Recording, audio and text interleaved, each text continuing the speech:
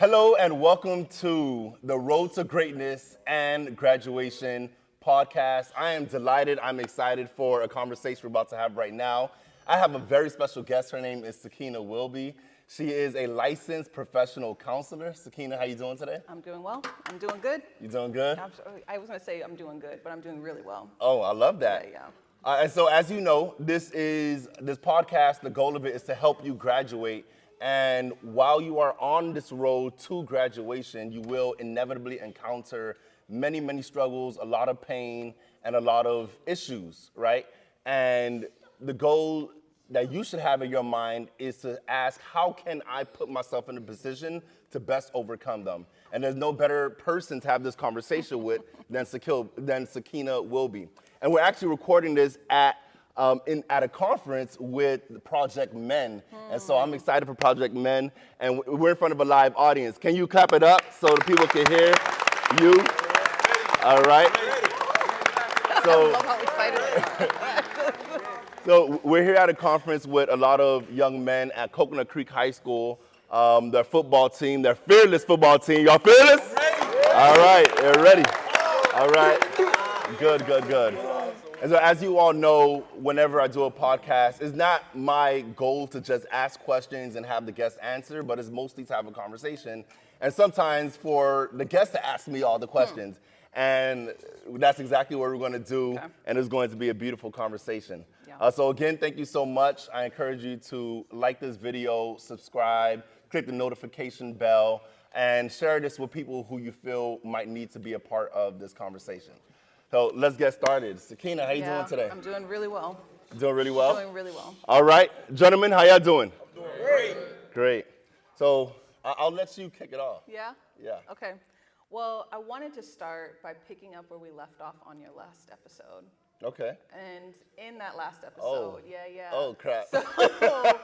So we ended the last episode, we cut it short. We cut the interview We did short cut it short. because who you were speaking with, remind me of their name. Javon Smith. Javon Smith was highlighting how your class pretty much planted the seed for him to start his business. That's right. To create an LLC. And as he was describing that, you said that you were getting emotional. That is very true. But we didn't even talk about it because you said wrap it up. You said let's cut this That right is now. very true. I did wrap it up. But I want to rewind to what you were feeling. Can you talk about your mindset, what was happening there, and why you decided to cut it short? Whew. I did not expect for you to bring that back up. Really? Yeah, I did not expect for you to bring it up. Yeah, you caught me. So that was a difficult thing to hear. So long story short, for those who are listening in the audience, in my last episode, I was getting interviewed by one of my former students. And he was sharing how, as a result of my class, it actually encouraged him to open his own LLC, his own business. And I did get emotional as he was saying those words to me. And part of the reason why is sometimes you think the effort that you put in to make the world a better place, sometimes you feel like you're not doing a good enough job. And I'm still speaking in general terms, but for me, sometimes I feel like I'm doing all of this, but who here is actually being helped? Yeah. Who here is actually changing their behavior? Who here is actually changing their mindset? Who's actually taking the advice that I'm sharing? And to hear Javon, someone who was my student many years prior, say, a conversation I had with him was the impetus, was the seed that was planted to start his business that shook me. Because Javon doesn't know this, and I hope he doesn't watch this, but his journey inspires me. Because he's an immigrant student from Jamaica, and he has come to this country, and his talent is extraordinary.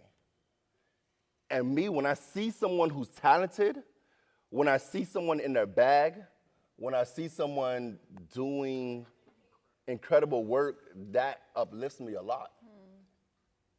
And I see him doing it all the time. And for me to have a role in his success, it shook me. Because you weren't expecting for him to be that honest and vulnerable about it, or because we haven't received maybe that direct praise before? Oh, I've received. Well, let's be very All right, clear. No, no, relax. no, no. I've received things like that before, but I was completely caught off guard.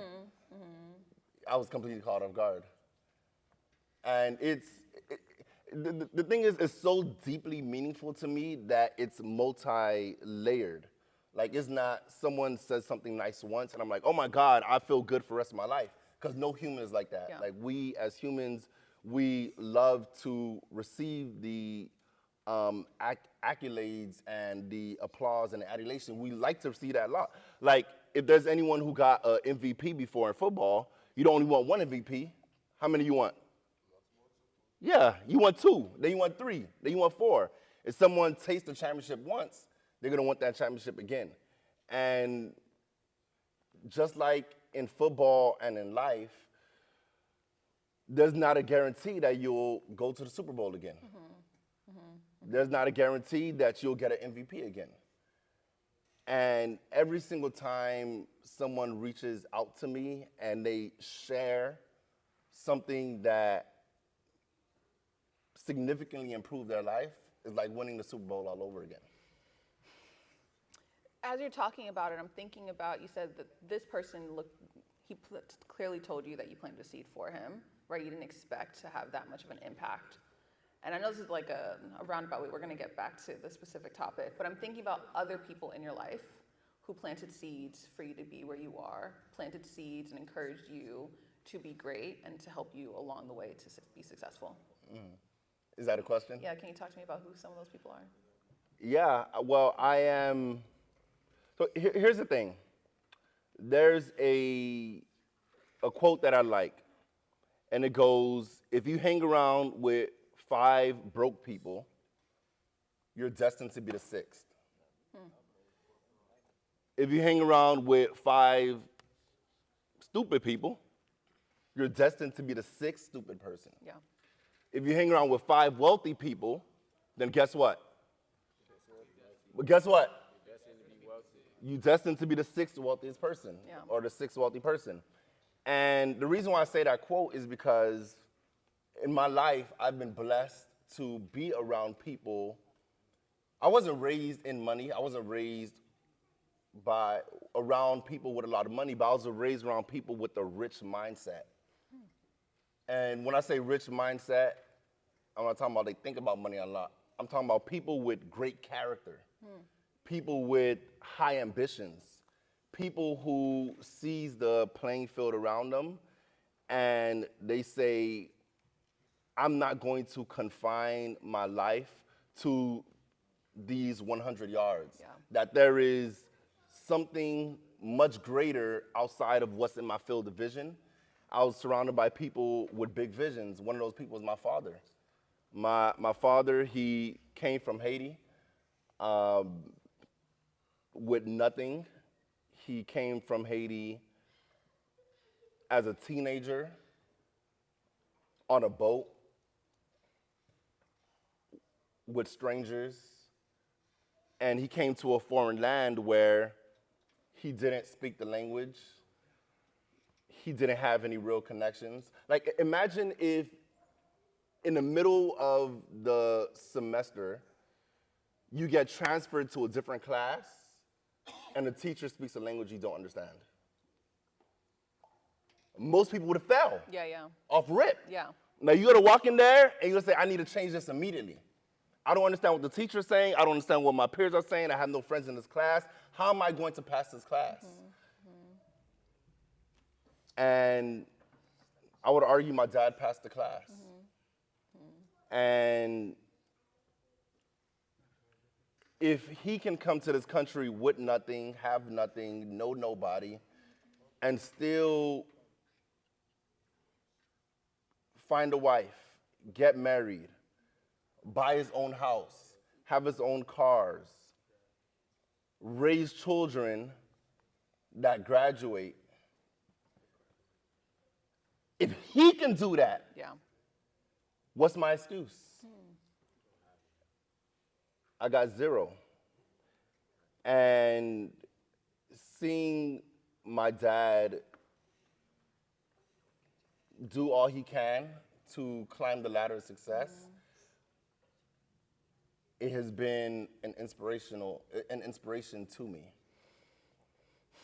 I had the privilege of obviously, being around your dad, and he has a ton of warmth. Like, I think that's the best way to describe him. Like, you can feel his presence when he's around you. He's incredibly encouraging. It feels like he dreams big for you, right? So you want to like step into that space as well to be able to meet those goals. And you described that he walked into the space not knowing anything, right, and was able to be successful. And a lot of times I hear this question of you can't be what you can't see. You gotta say that again. You can't be what you can't see. That's what people say. That's what people say. That's what they say. But here's someone who didn't know how to do any of those things, came over here and was incredibly successful. And you described, he wasn't a college graduate, but he raised kids who were. And so talk to me about how that phrase lands in your life. You can't be what you can't see. Whether there's truth in there, what do you believe in? Yeah, so there's a measure of truth to it, because growing up, as kids, we have an amazing imagination. And throughout life, that imagination is beaten out of us. And we eventually see less things in terms of first we say we wanted to be this, but then we look around us, we look at the adults in our lives, and we realize no one around us has ever reached that level. And so we lower our expectations, we lower our demands on ourselves because of what we cannot see as adults. Yeah. But kids, regardless of who's around us, what people are doing around us, we can imagine anything. We imagine ourselves playing with dragons. We imagine ourselves as a firefighter, as a police officer, as a football player, as a basketball player. I don't know, if you watch Law and Order, as a lawyer, like, we see something and we like, I could do it, I could do it, I could do it, I could do it. But as an adult, we let doubt creep in our hearts and our minds, and we begin to see less things because we believe in ourselves less. Now, I do believe that because of social media, because of the glamorized life that we see other people are living, everyone's constantly seeing good things. People are constantly seeing great things on their phones, but not a lot of people are seeing great things in their personal life. My dad, he didn't have social media. All he heard were stories about what he could be in the United States of America.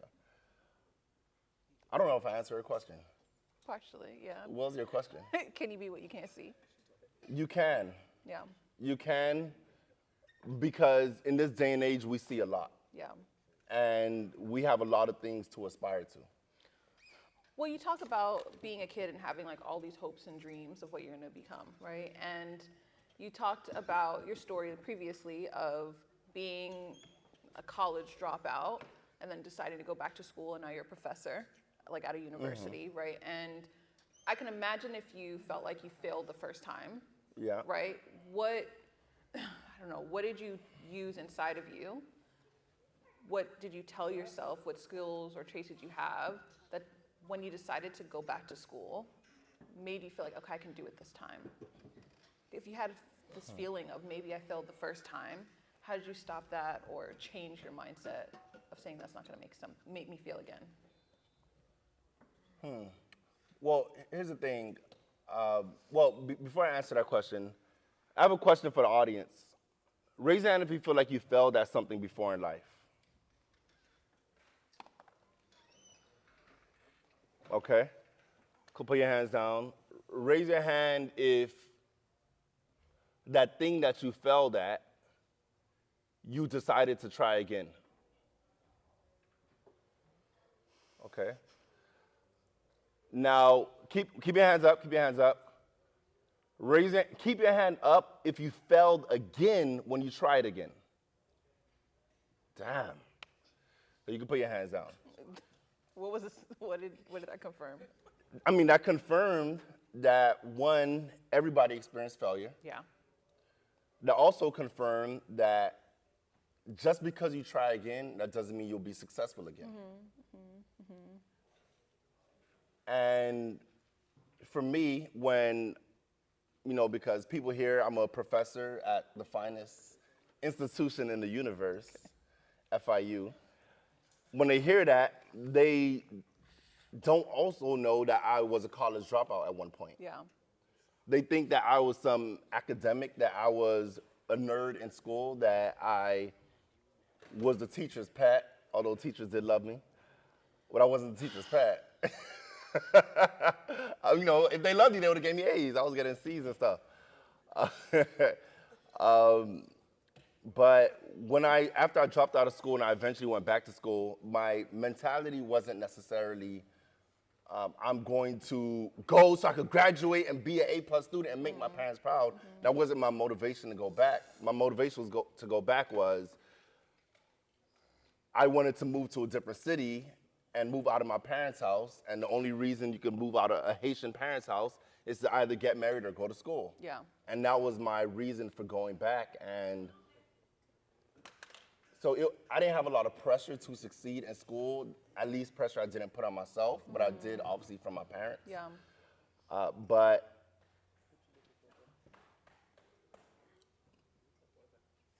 But this time I finished, and I'm really glad that I did. I mean, you say it so casually, like, yeah, but this time I finished, but you don't describe how. It is so easy to believe, if I failed at this thing one time, maybe I failed at it again, that I am a failure. Yeah. Right? It's so easy to put that title onto yourself. So fair enough. Okay, so let me put this specific conversation in a bow and share with you exactly why. So here's the thing, and I want y'all to pay attention to this. This might sound cheesy. There's an 85% chance it'll sound cheesy. 95. 95? Yeah. Okay. But there's so much truth to it that if you let this truth sit with you, it'll help you not only graduate from high school, graduate from college, but it'll help you in life. And it's this. We can do so much more than we think we can do. Why do I say that? Why do I say that? So when I went back to college, I was only taking about 2 or 3 classes a semester. My goal was only to take 2 classes. Why? It's not because I was extremely lazy but it's not because I was extremely lazy. It was because I'm an entrepreneur at heart. I didn't want to be in school. So I was like, man, I want to start businesses. I want to connect with people in the community. I want to make a lot of money, and I felt like school was slowing me down. So I was like, I'm going to take the minimum amount of classes, all right? So here's the thing. While I was taking 2 classes a semester, when I went back to school, I was on academic probation most of the time. And I thought being on academic probation was natural for someone who was ambitious, doing a bunch of things outside of school, because that wasn't my primary focus. Now, fast forward to a few years, I decided I needed to finish school quickly because I wanted to get it out the way. Okay. So I decided I'm gonna start taking 5 classes a semester, 6 classes a semester. And I'm like, man, if I was damn near failing taking 2 classes a semester, when I take 5 or 6 classes, I'm definitely gonna be struggling and fighting for my life in school. Yeah. So here's the crazy thing. I went from being on academic probation to being on the dean's list by taking more classes.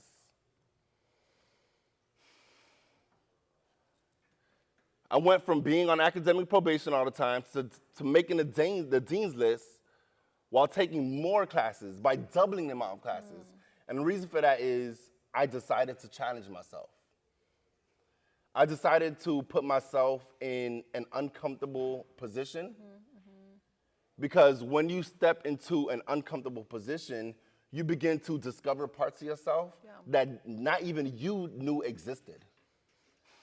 And so by putting a heavier load on myself, and this could transition to the next conversation, by putting a heavier load on myself, it helped me to discover strength in me that I didn't know that I had. Yeah. Yeah. All right? And so I'm going to, what time is it right now? What time is it? 221. Okay, so I'm gonna leave the conversation right there for now, and we'll have a very quick discussion for episode 4. Are y'all enjoying the conversation? Yes. Are y'all learning something? Yes. Okay, good.